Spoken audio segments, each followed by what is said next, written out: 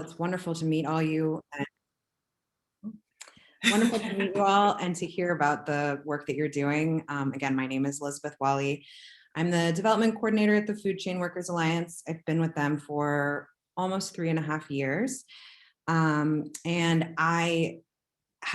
there's a lot that we could talk about today because there's kind of like a very broad spectrum of stuff that we touch. So if I'm kind of going off track or anything like that, feel free to kind of jump in and redirect me. Also, if there are questions or comments at any point, feel free to use the hand raise or just interject as I am going along. I thought I would start with just some history of our organization and kind of the basic overview of what we do and our members and our work. And then we can talk specifically about the COVID report, which we released in February. And actually, we are about to release the Spanish language version of that. So that's great. I mean, it hasn't been updated, so it's a little bit outdated now since it was released in February, but we're very glad to be releasing it in Spanish too. So that will be coming shortly. So I'm just going to start talking about our history, right? We are the Food Chain Workers Alliance. We're a member-based organization, and we've been in operation for about 12 years. We were founded in 2009, basically around 2008. There were many people who were organizations who are working with food workers in every sector of the food chain, and they were thinking about how they could integrate their work with a new national interest in food systems that was really emerging around that time. I think that's when people were talking a lot about kind of like farm to plate or organic food, a lot of stuff like that, but there wasn't really a worker component to that conversation. And so one of our founding members was actually the Restaurant Opportunity Center United. They're still one of our members today. They represent service workers in restaurants and bars. And they convened some of these worker organizations at a labor notes conference in Detroit, and kind of the Food Chain Workers was born out of that. And the idea was that by forming the alliance of different groups working in different sectors of the food chain in different parts of the country with different approaches to their work, that we could both bring that worker voice to this conversation about food systems and consolidate worker power to push back against the corporate consolidation that has happened in the food system, and even more so in the 10 years since we were formed, right? So the idea is to build worker power to combat all this and to bring food workers' voices into the national conversation about food, which was one of the, kind of silver linings of the pandemic, even though the pandemic was terrible for food workers. Is one good thing is that people suddenly had a much bigger interest in food worker issues and started recognizing that food workers, the issues they face and the essential nature of their work, which, it's disheartening that it took such a terrible pandemic for that to happen, but we were trying to take that and run with it. So as of 2021, we have 34 member organizations, and they span all sectors of the food chain. There may be 6 or 7 sectors, right? So that's farm work, food packaging, food processing, food warehousing, even food transportation. And then, of course, there's preparing food, serving food, and selling food, whether that's in a retail environment or street vendors, right? So our membership represents all of those aspects of the food chain. And I think collectively, our members represent about 375,000 workers, right? So we don't have like one direct base of workers that we as the Alliance are organizing, but more so our members have worker bases that they are organizing and working with through a variety of tactics. And what we do is we support our members to do that work, and we find ways to connect those efforts and build solidarity across the sectors and across geographies, right, to create this like larger worker power movement in the food chain. And our members are mostly in the United States. We have 2 members in Canada, and then we have the rest of our members are, I think, in 14 different states across the country. We have several members in New York State and New York City. We have 2 members that I think are in the Hudson Valley, and those are Rural and Migrant Ministry and the Worker Justice Center of New York.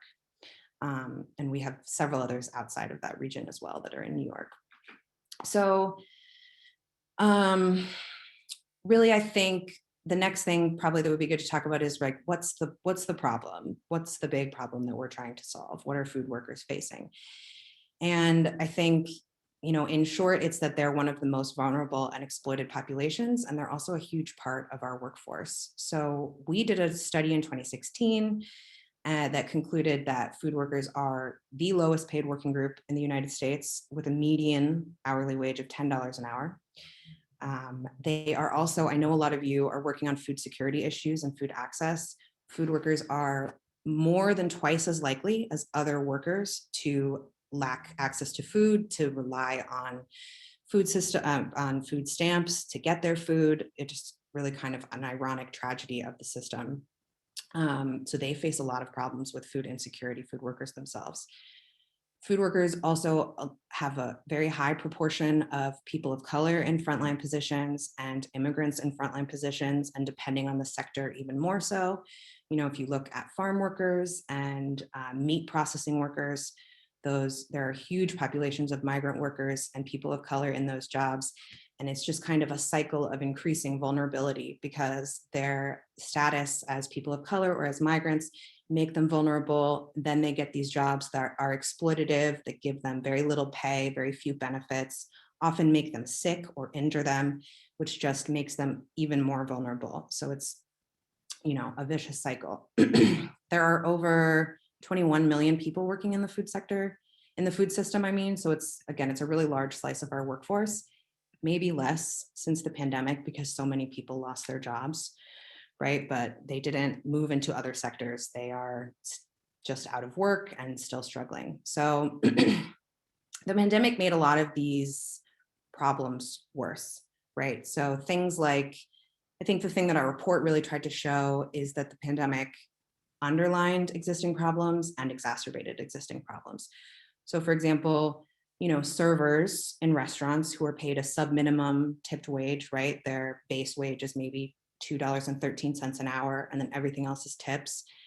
That's already a really big problem. But then suddenly in the pandemic, not only did a lot of them lose their jobs, but now a lot of them are in charge of enforcing masking policies and social distancing policies with increasingly hostile customers, and they're still reliant on these customers for tips. Grocery store workers who were already, underpaid and don't have many benefits took on a constant risk at the front lines of the pandemic throughout the entire pandemic. They maybe got some hazard pay for about 6 months. That's pretty much gone away. And they also took on huge increased risks with enforcing mask mandates and stuff like that. And, we've seen there have been at least 3 or 4 deaths that have happened because of violent, hostile customers attacking people for enforcing policies that, their companies just left to them to enforce and really don't give them any backup. Another thing that became worse during the pandemic were we saw that people who work in meat processing plants and people who work in food warehouses, those are environments that you cannot really create social distancing in. The way they're set up, there's no way to social distance. And rather than trying to figure out a way to implement social distancing, the corporations that own these companies were not concerned with that. They provided very little in the way of PPE. They were not communicating with their workers about what's happening when people are getting infected. And they don't have sick leave, right? So suddenly all these things are happening at once, which just made things worse and worse. And workers are constantly scared of getting the virus themselves or bringing it to their families, but they have no choice but to continue to show up for these jobs that are not giving them very much. So these are all very tenuous working conditions that were made more tenuous by the pandemic. And as we know, during the pandemic, the people at the top of these systems made a lot of money because they were unwilling to slow down at all or really make many concessions to protect workers, despite the fact that a lot of them did a lot of promotional stuff to try to act like they were Like Walmart and Amazon put out a bunch of ads about how much they love their workers, and they all made a big fuss about the hazard pay that they offered, which again was about 6 months and really is augmenting a wage that's already way too low. So, we know that they're trying to get away with acting like they're doing a lot when they're really not doing very much.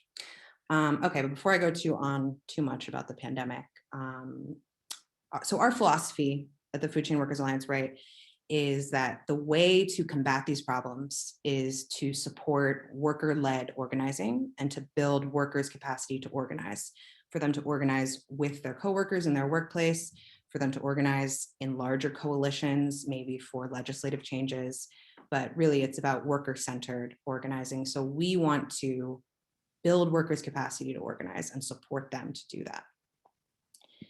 And we do that in a couple different ways. The first thing we do, I'm going to kind of go into like our 3 basic program areas. The first one would be leadership development. And this is about directly working with workers to build those skills, right? So we do offer some training programs, like we have a series called Justice in the Food Chain training program that we would, before the pandemic, we would bring in person to like a different region where we have a couple members.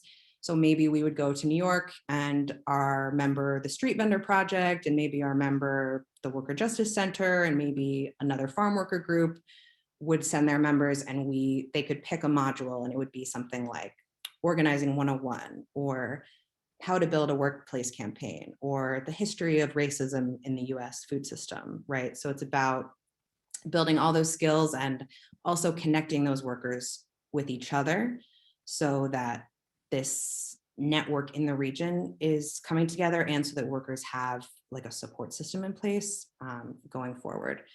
And one example would be in New York last year, we actually piloted a new digital program, a digital cohort of farm workers with the Worker Justice Center of New York, who's in the Hudson Valley, which brought 12 farm worker, these are sector specific cohorts that brought 12 farm worker leaders from different FCWA member organizations and different parts of the state together to talk about organizing, to reflect on their own experiences as farm workers, to build a shared analysis of key issues that are affecting their communities and work on their skills. And not only was the idea to the education component of that and building those skills, but also to support participants to then embark on their own projects, kind of coming out of that cohort in their workplaces. So some examples of that were like, some members of this cohort joined a lobby visit with Senator Schumer to oppose the Farm Workforce Modernization Act, which is something that our alliance is opposing. One member advocated to win a break in his workplace with 4 of his coworkers. We had another member who organized with her coworkers to win better housing. Housing is a really big issue for farm workers. Another member is documenting his experience as an injured worker navigating a flawed workers' compensation system, right? So there's so many different directions that workers can go in, but by helping them build their skills and giving them a little bit of network of support, we're just trying to like spur that action and increase it exponentially. So that's our leadership development program. And that's really the most direct work that we do with workers themselves. And that is usually through our members. We also do some strategic policy intervention. I think we try not to make this the main thing that we do, but especially during the pandemic, it really became a bigger chunk of our work. We did a lot of work in the past year on COVID protections and trying to demand an enforceable temporary standard from OSHA, which unfortunately, we never got, except for healthcare workers, which of course is vital, but there's so many other workers that are at risk. So we did a lot of work on that, and whether that's doing kind of like social media campaigns, meeting with legislators, doing a letter campaign for people to write their senators, stuff like that. And then another policy intervention would be the Farm Workforce Modernization Act, which is an immigration issue and a food worker issue because it's so many farm workers, which are all of our farm worker members have decided to oppose because it is expanding E-Verify and H2A, which are systems that are really oppressive to workers and not going to help them be able to fight for their rights as workers because they're in such a tenuous position as migrant workers that they kind of don't have a leg to stand on. So we're opposing that policy and trying to bring worker voices into those conversations with legislators wherever we can. So we're both advocating for our members and trying to actually bring our members into those spaces when possible. And the third area of work, and I have a little, if I can share my screen, I did a little quick slideshow that's not the, it's not the most beautiful, but I thought maybe like a little visual representation would, oh, I can't share my screen, but that's okay. I can make it so you can. Give me just 1 second. Where? Okay, 1 second, sorry. Any questions in the meantime or thoughts? You should be able to now if you would like, Elizabeth. Oh, got it. Yes. Okay, thank you. So okay, I'm supposed to just be able to hit Command Enter and it goes. There we go. So I just wanted to do a couple little slides that visualize some of the campaigns that we support our members on.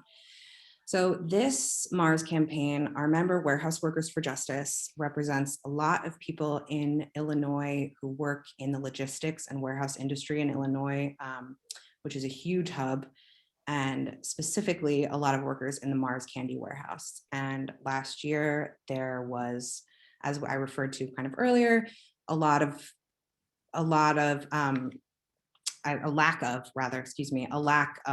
PPE, a lack of communication from employers about COVID safety precautions, no ability to social distance.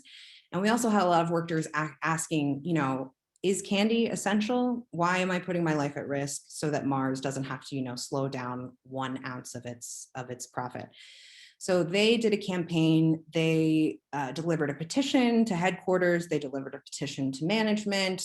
They staged an action outside of the headquarters in Chicago.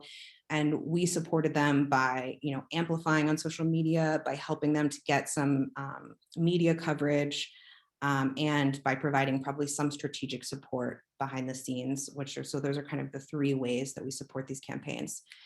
Another example of a campaign would be the New York Hero Act, which, as you know, probably protects workers from COVID-19. It really creates what OSHA failed to create, which are enforceable standards for employers, not only for COVID, but for similar airborne diseases that might come up in the future. That our members and the Food Chain Workers Alliance were just one part of a very large coalition of organizations fighting for the New York Hero Act.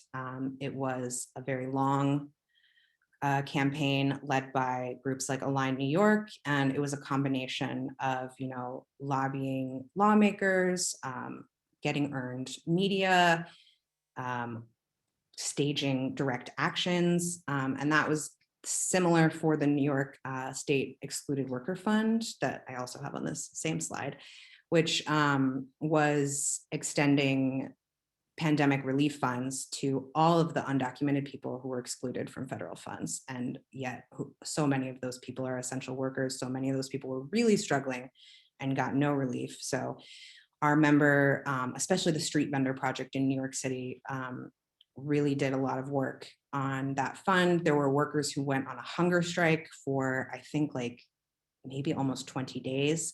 They staged a ton of direct actions. They got a ton of press, and they ultimately won a very large fund for excluded workers, which now all of our members are like assisting, doing workshops and having events to assist people to apply to those funds and be able to actually get them. Another example of a way that of a campaign that we would support is Trabajadores Unidos por la Justicia. They are a very small new union in Washington State that formed during the pandemic, actually, because they work for this group called Allen Brothers. I'm pretty sure they are apple packers, and they were getting, again, just like all the other workers in the pandemic, they were not getting protections, they were not getting communication, and they wanted to unionize. So they did a union drive, and we supported them by, I think, we had like some strategic meetings with them to give them some advice. And also, we help amplify their work on social media, and we activate people in our network, to post things, to make signs, to show their support as well. Another would be Tyson poultry workers in Arkansas. This was more recently. So our member, Venceremos, is a worker-driven, newly formed group of almost entirely women, migrant poultry workers in Arkansas working for Tyson. And Tyson basically has a complete monopoly in the state on the poultry industry. And they were fighting for things like unrestricted bathroom breaks, which Tyson had started restricting their bathroom breaks because they are facing a quote unquote labor shortage because of the pandemic and because of the poor quality of job that they offer. And so things for workers who are in the plants have gotten a lot more difficult. Their breaks were reduced from 2 30-minute breaks per shift to 1 20-minute break per shift, in which they are expected to go to the bathroom, eat lunch, take off their protective gear, put on their protective gear, and get back on the floor. So really, really ridiculous things. Also they don't have sick leave. Meanwhile, meat processing plants were some of the biggest hotspots for COVID infections. But if you get COVID, they had some temporary policies supposedly for sick leave, but we want to fight for, sick leave for all workers in perpetuity. So our member was getting workers to sign petitions, staging an action at headquarters to deliver that petition. And we supported them by creating a social media toolkit for them, by creating these graphics. I did these. I'm not a graphic designer, but you got to just get the point across.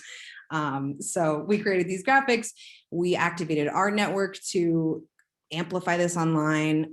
We tried to support getting some media coverage. So there's an op-ed from the leader of that group in the Northwest Arkansas Democrat Gazette about the issues with Tyson, and specifically calling Tyson out because, again, Tyson has recently tried to be like, oh, we are giving sick leave now, but there's a lot of stipulations and it's not sufficient. So we're getting that, alternative voice out there. I just have a couple more of these and then I'll be done. Another one is Milk with Dignity. This is our member. Migrant Justice in Vermont. And basically Milk with Dignity is a worker-driven alternative to something like fair trade or like fair trade dairy, which are pretty much empty labels that don't do anything for workers. Milk with Dignity is a program that dairy workers created, and they got companies like Ben and Jerry's to sign on to with a very stringent set of rules or of baselines that companies that sign on need to meet in terms of fair labor. And they often include things like kind of animal rights and things like that. So right now they're trying to get Hannaford, which is a big supermarket in the area, to sign on to commit to the Milk with Dignity program as well, which would mean that Hannaford would not buy dairy products from suppliers that don't meet these baselines. And so there's a picture here of like another member, Laundry Worker Center. We support Milk with Dignity. We activate our members to amplify and support these campaigns. And we just amplify them on our social media. And then I just have 2 more. So Justice for Apple Workers. This campaign was for our group Justicia for Migrant Workers in Ontario. They were helping some workers at Martin's Family Fruit Farm, which creates an apple chip product, which Starbucks sells. And Martin's Family Fruit Farm was, again, not protecting workers from COVID and also not paying them enough, et cetera. So in order to, this was one where we helped strategize the campaign. So we worked with our member to decide, okay, we're going to do a day where we stage actions at Starbucks across the country, in Canada and in the US, to demand that Starbucks remove Martin's remove this supplier from their supply chain if they do not make these changes. So we stage actions, across the country and some in Canada, and then try to really amplify that online. And the last example is, I already mentioned the Farm Workforce Modernization Act, which I went over why we oppose that. And in order to support that, we created a letter campaign for people to contact their legislators. We released a joint letter with over 50 food and labor organizations, to the president, to the Department of Agriculture, to the Judiciary Committee. And we've been working also to try to get a lot of media coverage and try to get our members to speaking with journalists about those issues. So I will stop sharing my screen now. That's kind of an overview of the campaigns our members are working on and how we support them, both how we support them, right, which is strategy, logistical support, connecting them with our ally networks and our member networks, and stuff like that. Just want to give a pause in case I'm rushing too fast through anything, or anybody has any questions or comments. It's really, really rich, Elizabeth. Thank you so much. Yeah. Oh, you're welcome. So that is basically what we do in general. And I can move now maybe into speaking a little bit about the report, which I will put a link in the chat. That should take you, I don't know if that's going to work. If you go to foodchainworkers.org, it's right there on our homepage. I think it should be linked in the calendar invite for this also. I can pop it in there for sure. It is. Thank you. I see it's in there. So that report was released in February, and we put that report together, as I said before, to try to capture how the pandemic was really bringing to light a lot of these issues that are underlying and exacerbating them for food workers, and to try to capture the myriad ways that food worker groups were responding to these issues in their workplace. And I think there's been, the momentum seems to just be growing and growing ever since maybe the last year and a half for kind of food workers pushing back. There's it seems like there's a new strike in the food system every month now. We know the Nabisco strike happened recently. Now there's a Kellogg strike, Kellogg's cereal workers strike across the country. So there's a lot of exciting stuff happening with that. So in terms of the report is very long, so I'm very impressed, Sarah, that you read it. So I wonder if there's a particular aspect that we'd want to jump into. I don't know, Megan, if you had any thoughts about, I could talk about things that happened in New York State, or I don't know, what do you think? Sure. I mean, it is an incredibly sobering and impressive report. And like so much of the work that the Food Chain Workers Alliance does that I have just been impressed by for years, it really tackles the intersectionality of different sectors, of different reasons for injustice, and makes a profound case for why the solidarity between those sectors and between those workers is so critical. So I want to, frame part of our discussion as thinking about how we can embody that in our own coalition, at least begin to bring that mindset of working at that intersection and understanding how we can potentially, hopefully, lift up folks who are doing the work for themselves. So I want to start just by giving great recognition and gratitude to the example that the Food Chain Workers Alliance sets by doing that in a sector that's really under-recognized. So other folks may have had a chance to look at the report and seen a few things. For myself, as a veteran of the restaurant industry for over 10 years, when Food Chain Workers Alliance was first founded, I was just thrilled to hear someone sort of speaking for that sector, and was struck in the report by some of the statistics around the ways in which undocumented restaurant workers were excluded from various protections that were being put into place during the pandemic. So I'm very interested on any update you might have about that, and would include in that some of the street vendor project work that's been happening in New York City, to understand, the precarity that our restaurant partners are working in right now with constantly changing expectations and the dangers of those jobs. If there is any organizing of in New York that we could educate ourselves better about, or if there's been any change in protections for those folks.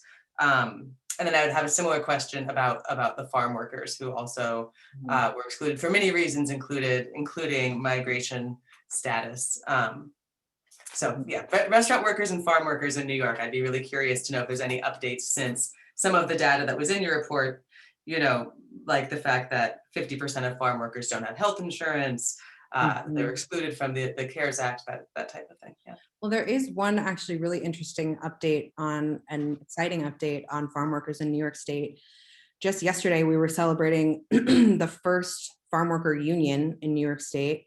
Farm workers at a vineyard joined an RWDSU local, which is incredible because, as you may know, farm workers are excluded from the right to organize that all other American workers have federally across the country. So, and that obviously is a vestige of racism and slavery, because when those rights were granted to workers in the early 20th century, most farm workers in America were Black. And so that's why they decided to exclude that sector from these organizing rights.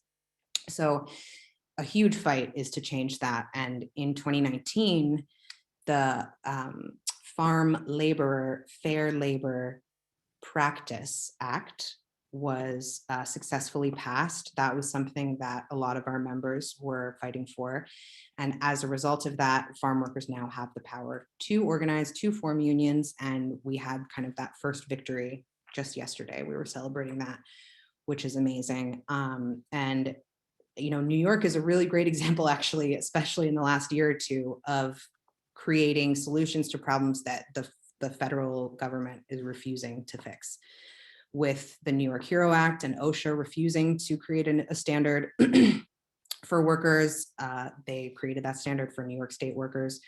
With the exclusion from federal stimulus funds because of people's undocumented status, New York State created the Fund for Excluded Workers.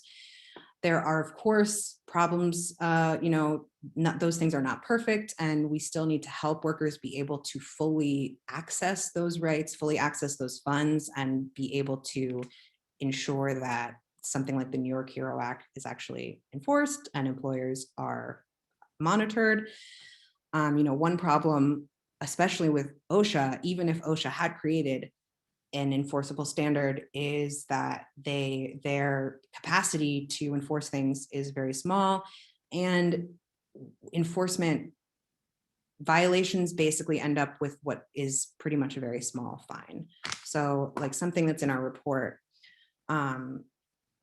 focusing just on 2020 was that OSHA issued only 295 total citations for employer coronavirus violations in 2020, with about $3.8 million in proposed penalties. Out of those 295 citations, only 10 were for food companies. And I think the majority of those were meat processing companies. And the penalties that those 10 companies faced totaled $95,000. So these are companies like JBS, like Smithfield, like Unilever, whose revenues are in the billions. And when they violate these, when they get violations and they get slapped with penalties, it's basically nothing for them. So there's no incentive for them to change their tactics. There's no incentive to them to feel like they're going to face any kind of repercussion if they violate the rules. So it's, that's why we can't rely solely on asking the government to tell employers to change things. And that's why we have to build the power of workers to be able to collectively organize, because workers have every right to have just as big of a voice in the company they work for as the corporate leadership. And they need to be able to seize that power. Oh, Linda, do you have a question? I do. Thank you so much, Elizabeth. And your presentation is fantastic. As a labor organizer for our Right to Work state, I completely understand to the collective, unifying of a voice to really bring to attention a problem that's going on. I think something that I've been thinking about too, as you were going through the Food Chain Workers Alliance and what they're able to do for their members. I am just curious too, does it also include collective bargaining strategies and support within that? And I know from personal experience in organizing a campaign and having to do that very undercover, kind of what are you offering in terms of support in having your future members feel protected? Kind of what is that language like to make sure that those employees, especially unionizing under big organizations, can feel safe? Yeah, absolutely. That is a great question. And I think, as we've seen with huge employers like Amazon, workers are not safe when they organize. Workers are singled out, they're fired. I think one thing that's really important to offer, that I don't have a concrete example on the top of my head of a specific campaign, but within our alliance, but I can think of one in another sector, which is, I don't know if you've been following the Warrior met the coal worker strike in Alabama that has been going on for 6 months and has been really terrible to watch. I won't get into all the details of that, but they've been hugely successful in organizing like a fund to support these workers. Really, one of the main things that workers need is money, because when they're putting their jobs on the line, they're putting their rent on the line, they're putting their groceries on the line, they need to provide for their families and their children. So like they did a really great fund for the Warrior Met Workers Strike Fund so that they can continue to strike and continue to support their families. An example maybe within our alliance would also be giving money. We try to provide grants for direct services to workers in need as much as we can, which it is relatively a smaller aspect of our work, but it is something that we're trying to focus on more and more. And so last year that included a lot of grants to our members who were doing food delivery, who were giving people money to cover their rent. And that's something that is not just for people who are being retaliated against, but also for people who are facing immigration, being targeted because of their immigration status or losing their jobs, et cetera. In terms of other ways to protect workers, I think, it's a really good question. Shining a light on those employer practices is really important. I think one example recently that I also saw was that Amazon, as successful as they are in stopping worker organizing and doing whatever they want, they have faced more backlash and more pushback in the past year than they have before, even though the Best of America campaign to unionize did not end up being successful, although that is going to be redone because the labor board found that there was, that Amazon had done some malpractice there. But they have, I think, really shining a light on it is important too, because Amazon has recently been pushed to alter a little bit the way that they act in the workplace and the way that they treat their workers. And I think one thing specifically is recently in a lot of Amazon workplaces, management has started posting things that says, we will not in any way interfere in your ability to talk to your coworkers about your salary or conditions. We will not punish you for coming to us with concerns about safety. We will not stop you from speaking publicly about your concerns with workers, with your experience. Now, of course, is that true that they're not going to do that? I don't know. But that is different than what they usually have posted in the workplace, which is things like, unions are bad and you don't need them. So I think all the exposure that Amazon's gotten, the bad exposure this year, has helped with that. And that's another reason that we were trying to get this like unified worker voice and push these worker stories into the larger narrative. These companies are very great at pushing back and at pretending like they're taking steps to appease the public and like they're being very generous and they're being very thoughtful and they love their workers. So, you know, it's going to take a lot to really push back, but that is another thing that comes to mind. Sorry.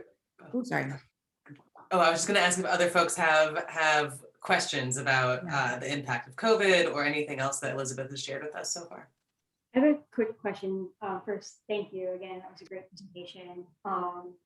I had a question specifically on strike pay and the funds that you were talking about to pay workers who are on strikes. Are there any states that currently provide that kind of funding to workers who are on strike? That is a great question. Not that I know of, but I could be wrong. I'm just wondering because, the right to strike is, it's the right of the worker. However, there's an impact to that. And in order to empower folks to take that step, it would make sense that if the state was able to, compensate workers on strike, knowing that they're not earning their wages for rightfully so, because of unfair practices or whatever else it is. So I'm just curious if you know of any states that have codified that strike pay for folks. And you have to come out of their budget. I haven't heard. I'm just wondering because this is your. Yeah, no, I have not. I'm not aware of that either. That does not mean that they don't exist. But yeah, all the strike funds that I'm aware of are grassroots, individual people supporting, which is great, but is not as reliable or sustainable as something at the state level as you're suggesting. So sorry to not have an answer, but not that I know. Okay. It sounds like maybe we need to lobby around that kind of thing. Like besides, federal labor laws that aren't even endorsing the right to strike. I think the next step would be pay people so that they can strike. Yeah. I'm just going to write that down. I think that is a great idea. And also something that we might want to think about doing more ourselves. Thinking about something at the state level, but also maybe more proactively talking about this with workers as an option. Like it might not be at the state level, but we can help organize something like this for you so that you can still live your life while you're striking. You don't have to be afraid. Right.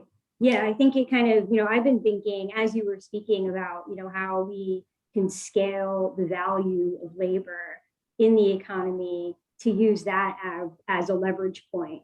And I think a lot of that has to come from the workers and their power to communicate and to use themselves as leverage, not in like a dangerous way, but in like the economic sense of the idea, knowing the essential nature of food in the economy for our bodily function, and being able to translate that into,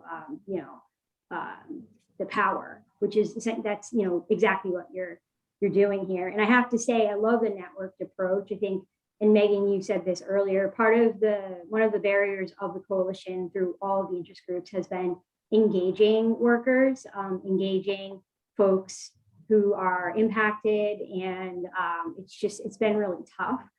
So any tips or thoughts you have on that would be incredibly beneficial. Absolutely. Because I think a lot of times maybe in the positions or the jobs that we're in, the way that we're communicating is not necessarily reaching workers, right? Because we are emailing or we are posting on Instagram and Twitter, which is a great way to reach a lot of the general public, but it does not necessarily reach workers, and certainly not workers speaking different languages than English if everything you're doing is primarily in English. So I think, as you say, the network approach is really the best way to do that. And by so many of our members are really kind of localized and small, and therefore they are able to establish relationships with workers in the community by going to their workplaces, by providing community support, maybe like a food pantry or something, and through communicating on WhatsApp. That is, I'm sure you already know, like really the network, I think, to reach a lot of workers, or texting. And that's how we get in front of workers, because we're not directly really reaching many workers just on our own as an alliance. It's really through our member organizations and other allied organizations. And, you know, workers don't have a lot of time also to devote to a lot of these things. It's also about, so when are workers not working and able to dedicate time to thinking about this, and how are they communicating? Those are all really important questions. I think a lot of the community things that people do, like that Matt was talking about, or things that Rural and Migrant Ministry, our member, for example, does, kind of little community events and things to support people, bringing those people together is a good way to build that relationship with workers, especially farm workers who are very isolated, because so many of them are contractually obligated to live on the farms where they work. So many of them don't have driver's licenses, and maybe don't speak English, so they're extremely isolated. So it does take a concerted effort to really reach those workers. And I don't have all those answers, but it's yeah. Through our members is how we do it. Any other questions or thoughts? Yeah, thanks so much, Elizabeth. That was such a great overview of all the challenges happening right now. I guess sort of connected to Sarah's question, I'm wondering about like the leadership development aspect of your work, and how, like, what that looks like given that you're working with member organizations, because you said that was sort of the most direct aspect of your work. And sort of like what the programming looks like, and like the types of skills that that you're helping folks build. Like, are they identifying those needs? Like, or are you kind of like thinking about what's necessary for campaigns and the other work, and then bringing like certain like content to them? Or just a little bit more about that. Yeah, absolutely. They're mostly most of those programs, those leadership development programs, are about the basics of organizing. We do have some kind of more like second level things that we offer, but most of them are about bringing workers into a space where they can talk about the issues they face, what they're not happy about at work, where they can think about, where they can hear about learn about a little bit history of organizing and organizing that's happening now, and talk about what it means to talk to your coworkers about problems that are in the workplace, to talk to your employer about problems in the workplace, and campaign tactics. And so it's pretty general. And I think what we want to do is, that's also one of the ways that we try to find out what the most important things are for workers right now, and what they're really facing. And I think like we're doing a restaurant cohort right now as a follow-up to the Farmworker cohort that we did last year in New York State. The restaurant cohort is not specific to one location. There are people from, I think, like Oregon, Ontario, New York, Mississippi, participating in that. And I think out of that, we're trying to use, not only are we supporting those workers and trying to help them, put them on a path to taking action in their workplace for whatever their need, but one of the things that we're looking for out of that is to figure out what are the top issues that our members and our members are facing in this sector, so that we know what we want to prioritize. Because definitely, it's certainly an issue that, kind of like large nonprofits are maybe setting an agenda for workers that is not coming from the workers themselves, and that's not gonna get workers to get engaged. and it's not maybe going to help them as much as they need at the end of the day. I had one specific example that I was just going to say, and now I forgot. And are they happening online, like virtually since, and then how, like during the day, or how do like folks navigate that? So this was a good experience for us because before the pandemic, we really were focused on in-person gatherings, which are great, but they do limit you to people who are able to come to an in-person gathering. So we've been doing these cohorts digitally. They are maybe, I think it's like a series of maybe 9 2.5-hour Zoom sessions. They are scheduled on Sunday afternoons or maybe like a weekday evening, because those are when workers are able to join. We pay workers to participate. We provide iPads, we provide internet access sometimes and hotspots, and some maybe like technological like coaching for people who maybe aren't familiar with using those things, which facilitates their participation in this cohort, but also facilitates their kind of continued participation in the network in general. And I think we definitely found in the farm worker cohort that providing all those things really made people willing to participate, which, you know, makes a lot of sense. They're giving up their time. They're already working so much, and we want them to be as engaged as possible. So I think some compensation for their time and making sure they have everything they need really makes it something that they want to participate in, and then they feel valued, and they can participate. Can I ask a follow-up question on that, just more granular? You're the development director too. So what's your budget line for that, to provide those tools? If you don't mind me asking. No, I don't. I think I would have to look that up, which I can. Our budget, Get back to me on it too. our budget as an organization hovers around like 800,000, maybe sometimes in the lower 700 or sometimes in a 900, depending on the year.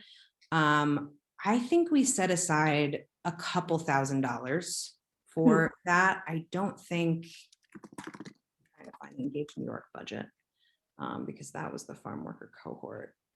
And I'll follow up if I find out this is drastically different, but I think it was maybe like $5,000 at the most. Not a lot. Yeah. You know, that just makes such a big difference, you know, because a lot of folks can't participate.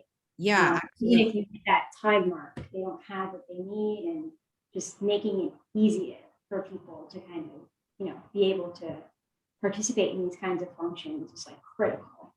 yeah. And from a fundraising perspective, it's a great thing to put in a grant proposal also, because it's the kind of cost that people want to cover. So, yeah. Oh, Matt. Oh, just to follow up on this money idea, how do you fund your budget? Is it membership dues? Do you, as development persons, seek not-for-profit? How does that work? It is very largely grants from private organizations. We do have we do have membership dues on a sliding scale based on the budget size of our members. The dues is not a huge portion of our budget, just because a lot of our members are very small, and so they don't have huge budgets. And also sometimes, you know, we're not really sticklers about hammering them about getting the dues in. So maybe sometimes we don't get dues from everybody. We try to. We have dues, private foundation grants, and individual giving, which is really at the small level. We don't have major donors. You know, before I was at the Food Chain Workers Alliance, I did fundraising for a small nonprofit theater company in Washington, D.C. And there were so many major donors in that world. You know, people give you $25,000 for one play, $15,000, $50,000. And those donors, I mean, I'm new to this field. Again, I've been with Food Chain Workers about 3.5 years. And before that, I wasn't really in this field at all. Those donors do not seem to exist in this sector. So it's really, and we do talk a lot as an alliance about the reliance on private grant makers, like who are very institutionalized and often very interested in their own preservation and their own continuation as a fund. So places like Ford or Kellogg, who have both funded us in the past, we do talk a lot about, are we trying to conform to what they want to see, which is often things that might be very old fashioned, might have a lot of vestiges of racism and classism in them, and aren't really in the same, moving quite as quickly in the direction that we are? Are we trying to conform to them and trying to just beg them to give us money? Or should we really be approaching these funders and saying, if you have an interest in food systems, if you have an interest in equity and diversity, if you have an interest in all these things, you need to be funding this work, right? And so how can we maybe change our approach so that we're telling them where they need to go, instead of trying to show them that they should give us money, which is certainly a challenge. And actually last year, our sister organization, the Heal Food Alliance, which we co-founded, they, with another group, put out a letter, an open letter to Kellogg and Rockefeller, and I think one other funder, because of an RFP that they put out that was supposedly for food and farm work, but it was like an exclusionary process that wasn't going to support, the most kind of like grassroots vulnerable groups, and was just kind of like business as usual, passing money around kind of like large organizations that are trying to sustain themselves. So they put out an open letter saying, we really think you need to do this a different way. You're doing this as part of a supposed effort for equity and diversity and ending poverty, et cetera. Oh, thank you. I see you put a link here. Thank you, Michelle. I can't remember all the details, so you should go to that link, but that's kind of, and they, in response, they did not change what they were doing, but they gave, so they, Heal and another group led this, and then a couple other groups signed on, like, so Food Chain Workers, we signed on to it, and some other groups. In response, they gave us some money. They said, here's, maybe $50,000 or $100,000 for these groups who are complaining, and we hear you, and that's it. So it's definitely kind of hard to push those groups, but it's a question that keeps coming up over and over again, which is, we're so reliant on these organizations for money, and how can we be less dependent on them and push them where they need to go more, which for me as a development person is a little tricky, because sometimes I'm just like, I just want to write this application. I just want to get this money, and we need the money right now. But we are trying to think strategically about how we can, I think one of the main things is joining up and collaborating, right? Is maybe approaching funders collectively rather than as one individual organization, but as a coalition. And whether that's asking for funding, or whether that's saying, I really think you need to consider XYZ as part of your programming that you're working on now. But that is still where we get like 90% of our funding currently. That's so interesting to think about, Elizabeth. I think a lot about how we educate the philanthropic sector as to how their dollars really can be best spent towards the aims they want, rather than through the mechanisms they think will do it, if that makes sense. And yeah, I'm seeing a lot of parallels in some ways between like fellow nonprofit organizing to push that education, and some of the worker organizing that you've been talking about. Just thinking a lot about the benefits of spaces for communication and collaboration. I have kind of a different question. We have just about 15 minutes left, and folks have things that they've been sitting on that they want to ask you. So let me rephrase this. So our coalition obviously is based with sort of a regional lens in the Hudson Valley.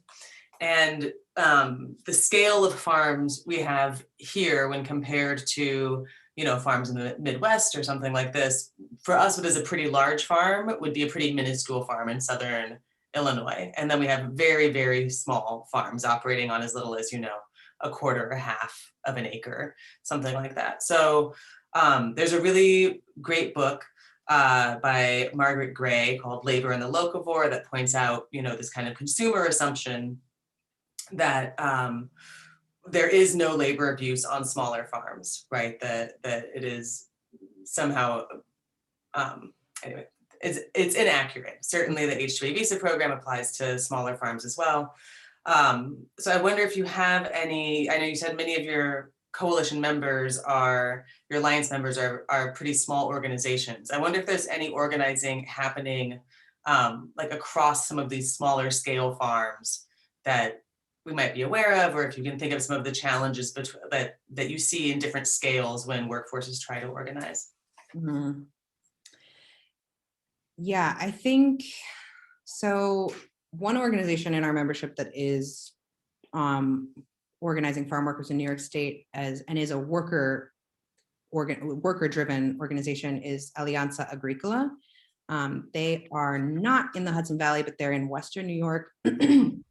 And they have a lot of dairy workers, but other farm workers.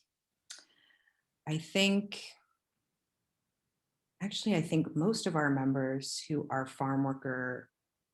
working with farm workers are working with workers on smaller farms, with maybe the exception of the Farm Worker Association of Florida. Sorry, what was the other part of your question? I'm sorry. Oh, just if you notice, different organizing challenges, like if the challenge of organizing a large scale apple farm is different than a place where maybe 10 employees instead of 150 or 200. Yeah. I think the main one that comes to mind is I did mention already, which is the isolation that a lot of those workers face, and they're completely isolated from the community around them. And they often don't have driver's licenses, although in New York, our members won a campaign to get driver's licenses, the Green Light campaign, to get driver's licenses regardless of status, so that is great. And language barriers as well. I think it's all those factors are really isolating. Another issue, housing is a big issue. The poor quality of housing that these farm workers get is a big issue. Challenges to organizing, other challenges.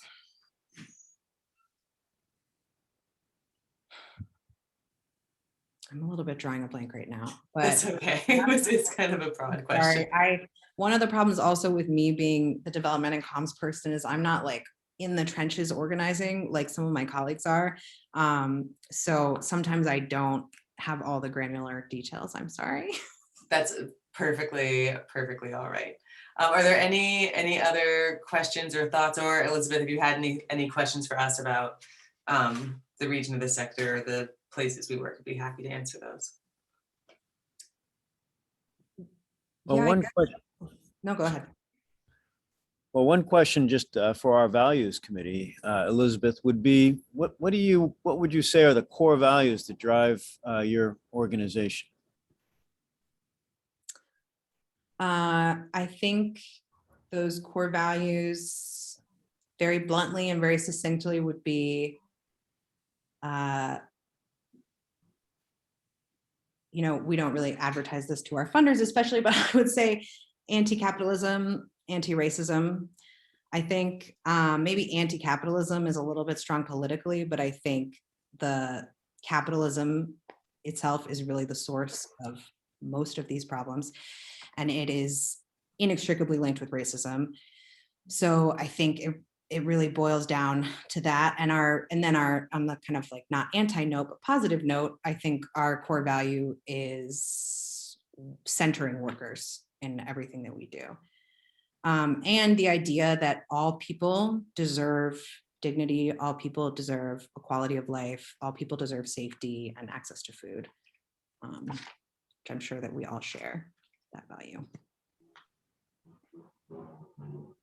Definitely, I know that one of your core values is equity and anti-racism, and that is a huge part of the problem. And that's a huge part of our work because so many people in the food system are people of color, and so many jobs in the food system are racist, are exploiting people in a way that is a vestige of or just continuation of chattel slavery, the colonization of indigenous people, and other forms of racism. So We need to find a way to rebrand anti-capitalist I know, to make it palatable. for funders, at least. Oh yeah, seriously. So we don't, I think that's how we all feel in our organization, and we talk about capitalism a lot, but we don't, we're not trying to like push a communist agenda or anything, but that is the source of all these problems. So, I mean, capitalism by nature is designed, right, to squeeze workers for the benefit of the few. So we can't get out of this system without capitalism having a little bit of a comeuppance, or a big bit of a comeuppance.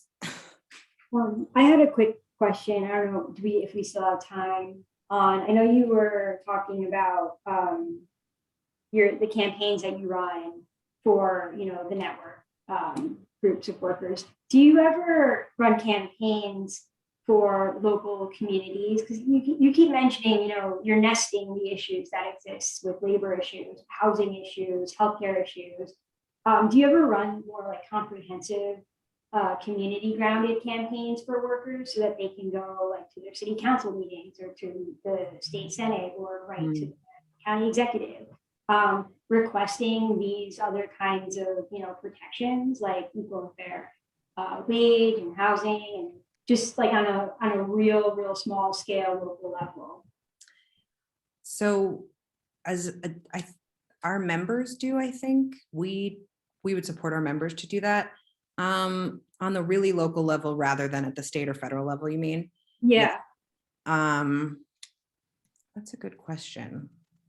I think I'm wondering, the reason I'm asking is, a lot of, workers locally, I think, have more issues in smaller communities organizing themselves. And it would be really great, I think, a benefit even to local legislators to have like a toolkit from an organization such as yours. A lot of the way, for instance, the green light legislation passed thanks to a local organization creating toolkits for communities, helping them lobby the state to do that. So it was like a groundswell of an effort. I'm wondering if y'all have the same kind of framework in your lobby and advocacy efforts.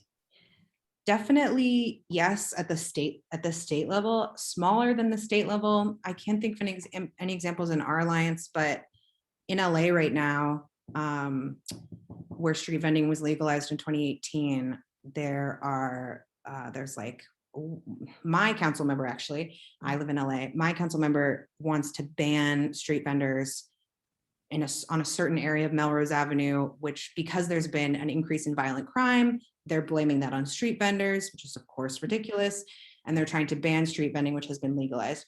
So I've actually seen a lot of local organizations here who are maybe like we're kind of friendly with, but they're not in our alliance.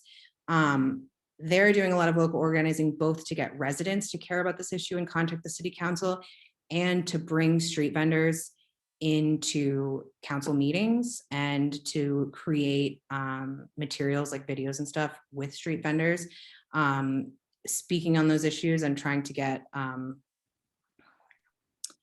fight this ban. I mean, there's also a lot of other fights that street vendors have to need in LA, just like in New York. There's a lack of permits, there's a lack of clarity about the rules.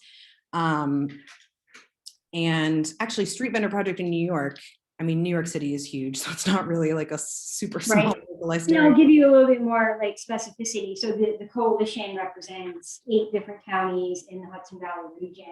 And a lot of the times what we do with different, legislative initiatives is work together and pass things together. For instance, municipal IDs. Right now, a lot of communities are working on good cause eviction legislation. So if there were, packets, toolkits that we could use as a lobby, as a region, and like help it spread through smaller, I'm talking like 30,000 or less communities. I think that would be just like a critical tool that we could use.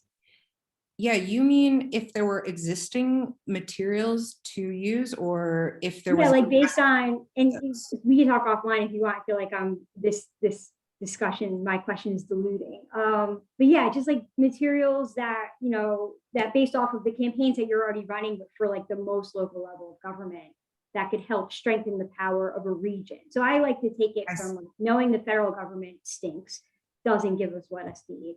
We get down to the state level. Sometimes they get us what we need, but really, I think our power as you know, people is in our community, our local communities, and we strengthen those ties in that network, then we can kind of see it trickle up into, you know, the larger systems.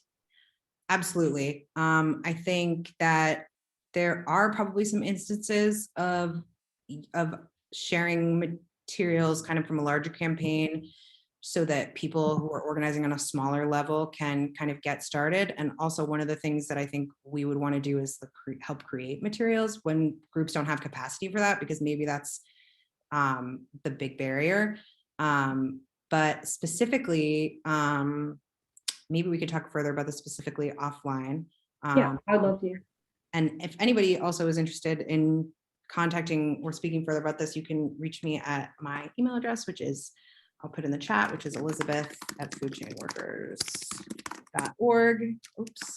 And the questions that I cannot answer, I can also connect you with my colleagues who maybe can. So thank you guys so much. And I hope that this was helpful, and I appreciate learning about everything that you guys are doing as well. And feel free to reach out at any time. It'd be great to hear from you.